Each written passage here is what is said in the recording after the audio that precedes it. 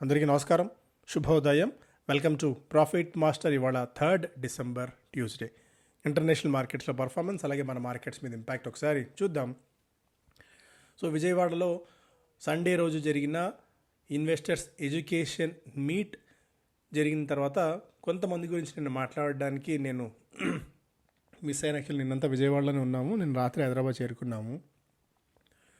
So Haragopal గారు ప్రతిసారి చెప్తూనే ఉంటాం, ఒక బిగ్ బ్రదర్ లాగా ఎలా అయితే వన్ ఆఫ్ ది పార్టిసిపెంట్స్గా హాజరయ్యారు, అక్కడి నుంచి ఒక ఫ్యామిలీ మెంబర్గా మేము ఎప్పుడు విజయవాడలో కాన్ఫరెన్స్ ఏర్పాటు చేసినా కూడా తను మాకంటే ఎక్కువ ఇనిషియేట్ తీసుకొని ఏర్పాట్ల దగ్గర నుంచి మళ్ళీ మేము హైదరాబాద్కు తిరిగి వచ్చేదాకా so each and everything take care చేస్తుంటారు.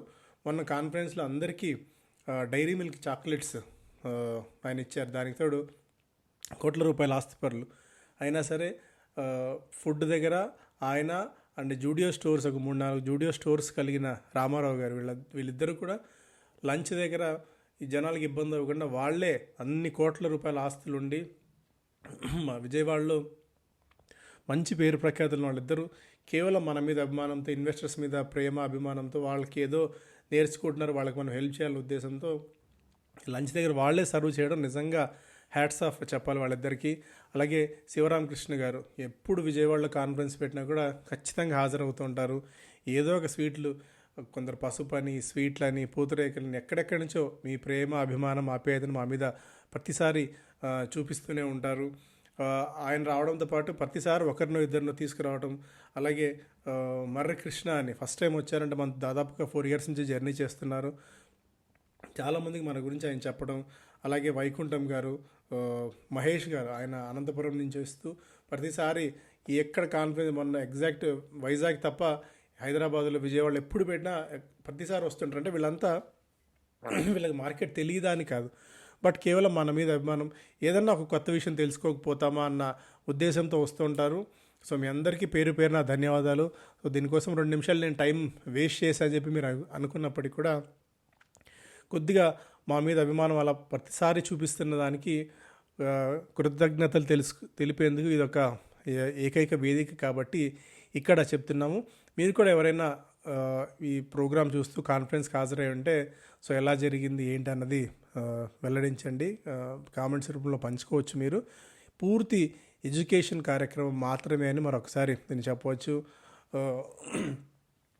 ఇక మన మార్కెట్స్ విషయానికి వచ్చినట్టయితే ఏషియన్ మార్కెట్స్లో ఒక పాజిటివ్ ట్రెండ్ ఉంది. నికాయ్ ఆల్మోస్ట్ 1.7%, హాంకాంగ్, షాంఘై కూడా పాజిటివ్గా ట్రేడ్ అవుతున్నాయి. నిన్న అమెరికన్ మార్కెట్స్లో రికార్డ్ స్థాయిలో క్లోజ్ అవ్వడం, నాస్డాక్ 1% దాకా లాభపడగా S&P 500 1/4% మేర లాభపడింది. డౌ జోన్స్ మాత్రం ఒక 0.5% మేర నీరసించింది. గోల్డ్ $2,660 దగ్గర ట్రేడ్ అవుతోంది. ఆయిల్ ఆల్మోస్ట్ $72 దగ్గర ట్రేడ్ కూడా మనం చూస్తున్నాం. సో మెజారిటీ ఇక డిసెంబర్ స్టార్ట్ అయిందంటే హాలిడే మూడ్లోకి, హాలిడే సీజన్లోకి ఇన్వెస్టర్స్ కానీ లేకుంటే ట్రేడింగ్ కమ్యూనిటీ కానీ ఇంటర్నేషనల్ మార్కెట్లో హాలిడే మోడ్లోకి వెళ్ళిపోతారు. సో కొద్దిగా వాల్యూమ్స్ తక్కువ ఉంటాయనేది ఒక అంచనా, అంటే చరిత్ర అలా చెప్తోంది. అంటే ట్రంప్ నిన్న ఇచ్చిన వార్నింగ్ చాలా కరెన్సీస్కి ఎఫెక్ట్ చూపించింది, బ్రిక్స్ కరెన్సీస్కి ఎస్పెషల్లీ, అండ్ రూపీకి. ఇక 85 రూపాయల మార్కుకి చేరుకోవడం when compared with dollar, rupee 85 మార్కుని టచ్ అవ్వడం అనేది ఇక పెద్ద సమయం పట్టేటేం కనిపించట్లేదు. బ్రిక్స్ దేశాలన్నీ కూడా ఆల్టర్నేట్ కరెన్సీ తీసుకురావాలని ప్రయత్నిస్తే డాలర్కి అగైన్స్ట్గా, సో వాళ్ళ మీద కఠిన చర్యలు లైక్ టారిఫ్స్ 100% టారిఫ్స్ విధిస్తామని చెప్పి డొనాల్డ్ ట్రంప్ చేసిన వ్యాఖ్యలు కొద్దిగా ఇంపాక్ట్ అయితే చూపించాయి. ఇలా భయపడుతూ ఉన్నంతకాలం మనం, అంటే డొనాల్డ్ ట్రంప్ రాకముందే తన అసలు స్వరూపాన్ని బయట పెట్టుకుంటున్నారు.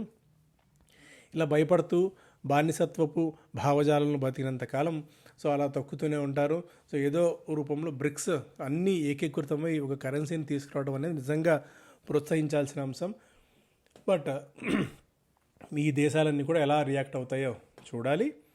అండ్ నిన్నటి డేటా ఒకసారి చూస్తే ఓవర్సీస్ ఇన్వెస్టర్స్ నిన్న కూడా నెట్ సెల్లర్స్గా ఉన్నారు. Foreign portfolio investors 240 crores stocks worth చేస్తే DIIs 3,590 crores worth of stocks buy చేశారు. ఎఫ్ఐఎస్లో ఒక పాజిటివ్ అంశం ఏంటంటే ఆఫ్లోడ్ చేసుకుంటున్న స్టాక్స్ వర్త్ ఆఫ్ స్టాక్స్ విలువ తగ్గింది. అంటే ఒకప్పుడు కనీసం 2,000 కోట్లు 3,000 కోట్ల రూపాయలు ఉన్న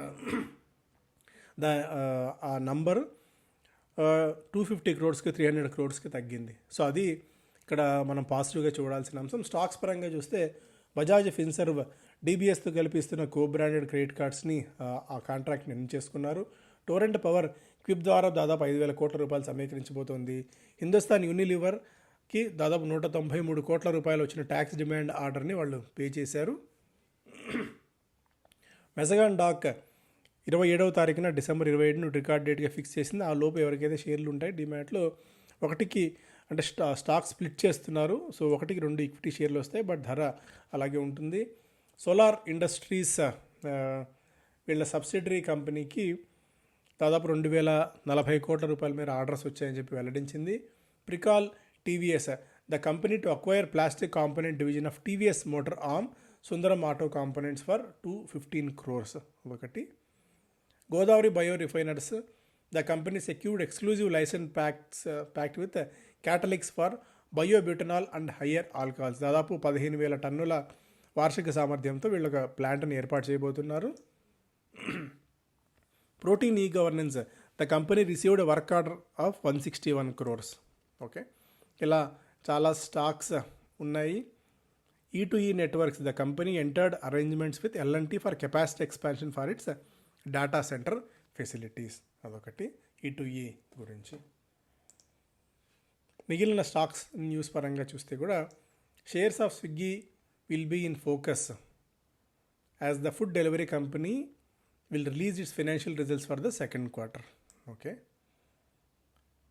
And Home First Finance లో Bank of America, Goldman Sachs, Citigroup among others bought shares of Home First Finance in block deal. దాదాపు 1,100 కోట్ల రూపాయలతో ఈ కంపెనీస్ అన్నీ కూడా ప్రముఖ ప్రైవేట్ ఈక్విటీ కంపెనీస్ వాటాలు కొనుగోలు చేశాయి. Ambuja cements Adani group's Ambuja cements and Monday announced a partnership with Finland based technology and engineering company Coolbrook అని వెల్లడించింది. కేఈసీ ఇంటర్నేషనల్కి Bangladesh tax tribunal dismissed KEC international appeal against VAT demand. Okay, so ఇది ప్రధానంగా. And economic times first పేజ్లో PEs seek access to majority stake in US health care BPO. So ఒక Indian యుఎస్లో ఏర్పాటు చేసిన హెల్త్ కేర్ బీపీఓలో ప్రముఖ private equity companies majority వాటా తీసుకోవడానికి ప్రయత్నాలు చేస్తున్నట్టుగా ఒక వార్త. అలాగే సెబీ ఈ మధ్య తీసుకొచ్చిన అనేక ఆంక్షలు share derivative trades fade in November on ఎఫ్ఎండో curbs. ఎఫ్ఎండో మీద తీసుకొచ్చిన కొన్ని ఆంక్షల కారణంగా ఆప్షన్స్లో దాదాపు 16% మేర టర్న్ ఓవర్, ఫ్యూచర్స్లో 8.3, అలాగే ఈక్విటీ క్యాష్లో కూడా 6.2% మేర టర్న్ ఓవర్ తగ్గాయి అన్నట్టుగా కూడా ఒక అప్డేట్ ఇక్కడ చూడవచ్చు. Adani entities apply for settlement in response to SEBI show cause notice. So SEBI గతంలో ఇచ్చిన షోకాజ్ నోటీస్ మీద సెటిల్ చేసుకోవడానికి అదానీ ఎంటర్ప్రైజెస్ సెబీని అప్రోచ్ అయ్యాయి, సెటిల్మెంట్ చేసుకోబోతున్నారు. అలాగే week Q2 GDP May prompt RBI to go for a CRR cut. Maybe Friday రోజు తీసుకునే నిర్ణయంలో CRR cut maybe cash reserve ratio కొద్దిగా కట్ చేయొచ్చు. దీనివల్ల ఎకానమీలకు కొద్దిగా నిధులు వచ్చే అవకాశం ఉంటుంది. బ్యాంక్స్ లోన్స్ ఇచ్చేందుకు వాళ్ళకి మరింతగా స్కోప్ దొరుకుతుంది, డబ్బులు వాళ్ళ దగ్గర ఉంటాయి కాబట్టి మేబీ సిఆర్ఆర్ కట్ ఈసారి చేయొచ్చు. నెక్స్ట్ టైం మేబీ వడ్డీ రేట్లలో కొద్దిగా కోత ఉండవచ్చు అనేది స్టేట్ ఎక్స్పెక్ట్ చేస్తున్న అంశం. Jefferies bullish call drives gains in cement stocks. So cement స్టాక్స్లో మేబీ కొద్దిగా అప్సైడ్ పొటెన్షియల్ ఉండవచ్చు అని చెప్పి జెఫ్రీస్ భావిస్తుంది. దీంతో 5% మేర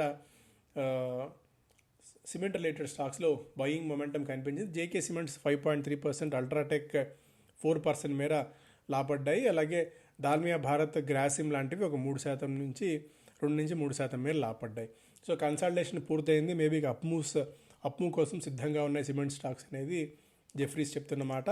Swiggy's 10-minute food delivery Bolt live in 400 cities. దాదాపు 400 నగరాల్లో స్విగ్గీ బోల్ట్ కొత్త ఇది తీసుకొస్తుంది. బోల్ట్ అని మీరు చూసే ఉంటారు స్విగ్గీ యాప్లో. సో 10 నిమిషాల లోపు డెలివరీ. దగ్గరలో ఉన్న ఫుడ్ జాయింట్స్ నుంచి మేబీ బర్గర్స్ కానీ, పిజ్జాస్ కానీ, కూల్ డ్రింక్స్ కానీ, లేకుంటే ఫ్రూట్ జ్యూసెస్ కానీ లాంటివి తీసుకొస్తారు ఈ 10 minutes దీనిలో. నేను హైదరాబాద్లో, విజయవాడలో మొన్న ట్రై కూడా చేశాను. స్విగ్గీ మేబీ ఇది కొద్దిగా అడిషనల్గా వీళ్ళకి బెనిఫిట్ తీసుకొస్తుందేమో చూడాలి. Competition from new entrance biggest risk for market leaders. ఇది దీని గురించి మాట్లాడుకోవాలి. డీమార్ట్కి రిస్క్ ఈ కామర్స్ నుంచి, క్విక్ కామర్స్ నుంచి రిస్క్ పెరుగుతుంది. దీనికి తోడు అమెజాన్ కొత్తగా తేజ్ అని సర్వీస్ తీసుకొస్తున్నా కదా మనకు తెలుసు. సో అమెజాన్ తేజ్ పెరిగే కొద్దీ దాని ఇంపాక్ట్ డీమార్ట్ మీద ఖచ్చితంగా ఉంటుంది. అండ్ ఏషియన్ పెయింట్స్ ఎప్పటి నుంచో 2 decades నుంచి ఉంది, బట్ 2-3 decades నుంచి లీడర్ పాత్ర పోషిస్తున్నప్పటికీ తాజాగా వచ్చిన బిర్లా ఓపస్ అలాగే జేఎస్డబ్ల్యూ పెయింట్స్ వీటి నుంచి డిమాండ్ విపరీతంగా ఉండడం వల్ల ఏషియన్ పెయింట్స్ ఇంపాక్ట్ చూస్తుంది. పెప్సీ కోలాకి రిలయన్స్ తీసుకొచ్చిన క్యాంపా కోలా ఎఫెక్ట్ చూపిస్తుంది. అటువైపు మిల్క్ కంపెనీస్కి నందిని, కర్ణాటకకి చెందిన నందిని నార్త్ మార్కెట్లోకి వెళ్తే మేబీ డైరీ కంపెనీస్కి ఎఫెక్ట్ అయ్యే ఛాన్సెస్ ఉంది, లైక్ మదర్ డైరీ, అమూల్ లాంటివి. సుగుణ అండ్ వెంకీస్ కంపెనీస్కి అల్లానా ఎక్స్పోర్ట్స్ ఈ మార్కెట్లోకి ఎంటర్ అవుతుండడం వల్ల మేబీ సుగుణ అండ్ వెంకీస్కి ఇంపాక్ట్ ఉండే అవకాశం ఉంది. ఇలా రకరకాల మోడ్స్ మారిపోతున్నాయి. దానికి తోడు జూడియోకు కూడా కొద్దిగా ఇంపాక్ట్ ఉండే అవకాశం ఉంది. ఎందుకంటే రిలయన్స్ రీటైల్ పెద్ద ఎత్తున యూస్తా అన్న పేరుతో సిమిలర్ ఫార్మాట్లో తక్కువ అఫోర్డబుల్ ప్రైజెస్లో స్టోర్స్ని లాంచ్ చేస్తుంది ఒకేసారి పెద్ద ఎత్తున. దానివల్ల మేబీ జూడియోకి కొద్దిగా గొప్ప ఇంపాక్ట్ ఉంటే ఉండవచ్చు. And rupee stairs at 85 versus dollar amid GDP worries.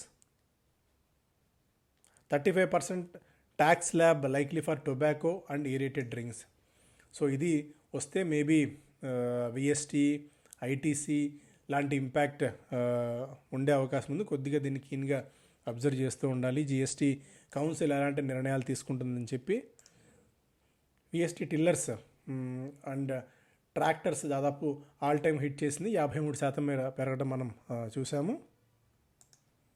INOX green 16% పెరిగింది. పీబీ ఫిన్టెక్ 4% పెరిగి ఆల్ టైమ్ హిట్ చేయడం చూస్తున్నాం. రామ్కో సిమెంట్స్లో 20% మేర జంప్ మనకు కనిపించింది. రెగ్యులర్ 2 వారాల యావరేజ్తో పోలిస్తే 40 times ఎక్కువ వాల్యూమ్స్ కనిపించాయి. డిక్సన్ టెక్నాలజీస్ ఈ హై వాల్యూమ్స్ కొత్త బిజినెస్తో చాలా పాజిటివ్గా ఉండే అవకాశం ఉంటుంది. May emerge as major smart phone manufacturer అని చెప్పి majority of the broking companies భావిస్తున్నాయి. ఇప్పటికే స్టాక్ బాగా పెరిగినప్పటికీ కూడా దాదాపు 16 నుంచి 17 వేల రూపాయల దాకా టార్గెట్ ప్రైస్ వస్తున్నాయి ఈ కంపెనీకి. Adani investor GQG's shares plunge over 14% after UBS downgrade. So UBS downgrade చేసిన తర్వాత ఆస్ట్రేలియాలో లిస్ట్ అయిన జీక్యూజీ ఎవరైతే అదాని గ్రూప్ కంపెనీస్ని హిండెన్బర్గ్ టైంలో ఆదుకున్నారో, తర్వాత టైంలో కూడా ఆదుకున్నారో, భారీ ఎత్తున షేర్లు కొని యూబీఎస్ డౌన్గ్రేడ్ చేయడం వల్ల ఆస్ట్రేలియాలో జీక్యూజీ దాదాపు 14% మేర ఇంపాక్ట్ అయింది. కొద్దిగా అదాని గ్రూప్ స్టాక్స్ మీద కూడా ఇంపాక్ట్ ఉండవచ్చు. అండ్ ఇక్కడ కార్పొరేషన్ ట్యాక్స్ కాదు, ఇది కార్పొరేట్ ట్యాక్స్. సో పెద్ద పెద్ద పేపర్ అయినా సరే చిన్న చిన్న తప్పులు చేయడం కామనే. Corporate tax paid by listed companies at 4 year లో. సో ఇది కూడా మనం గమనించాలి. ఇయర్ ఆన్ ఇయర్తో పోలిస్తే 7% క్షీణత లభించింది. First decline in 7 quarters. ఎలా అయితే జీడిపి 7 quarters తర్వాత కనిష్టంగా నమోదైందో, కార్పొరేట్ ట్యాక్సెస్ కంపెనీస్ ఫేస్ చేస్తున్న కార్పొరేట్ ట్యాక్స్ కూడా అలాగే 7 quarterల కనిష్ట స్థాయికి చేరింది. సో ఇవన్నీ కొద్దిగా నెగిటివ్ ఫ్యాక్టర్స్కి మనం చూడాల్సిన అవసరం ఉంటుంది. బట్ ఇది చూసే భారీ ఎత్తున భయపడిపోయే నిర్ణయాలు తీసుకోవాల్సిన అవసరం లేదు. ఒక ప్యాసివ్ ఆర్ పెసిమిస్టిక్ మోడ్లోకి కొద్దిగా ఈ ఫ్యాక్టర్స్ ఇలాగే కంటిన్యూ అయితే మాత్రం కొద్దిగా మనం అప్రమత్తంగా ఉండాల్సిన సమయంగా చెప్పుకోవచ్చు. సో ఇవి ప్రధానమైన వార్తలు. Thank you so much.